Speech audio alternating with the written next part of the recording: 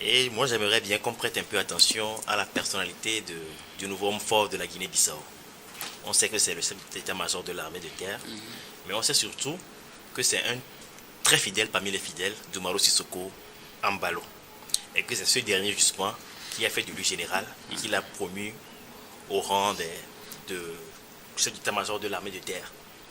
Et leur relation si proche, qui se serait même converti à l'islam sous l'influence d'Umaro Sissoko Embalo il y a de cela quelques années.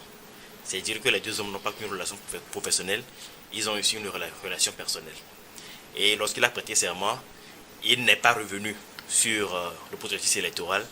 Il n'a pas non plus parlé du départ de Maurice Sissoko Embalo. Il a juste dit que la transition allait durer 1 an, sans donner de feuille de route. Ouais. Et il a aussi appelé les partis politiques et les structures de la société civile à prêter main forte au nouveau pouvoir en place pour que le pays ne sombre pas entre les mains des narcotrafiquants. Parce que c'est la grande menace qu'il pointe du doigt. Il faut toujours trouver une menace à laquelle on va faire face. Exactement. Et quand on analyse un peu la personnalité du nouveau homme fort et quand on voit la profondeur des liens qu'il avait avec Umaro Sissoko Embalo, on est tenté de penser que justement on assiste à un théâtre.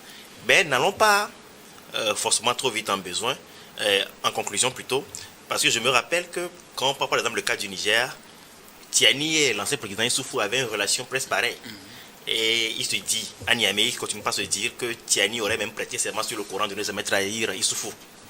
Mais est-ce qu'aujourd'hui Tiani exécute un assassinat d'Issoufou? Je ne sais pas, mais je n'en suis pas sûr. Donc, lorsqu'on fait parfois porter le chapeau d'un coup d'État à une personne, on peut s'attendre aussi à tout.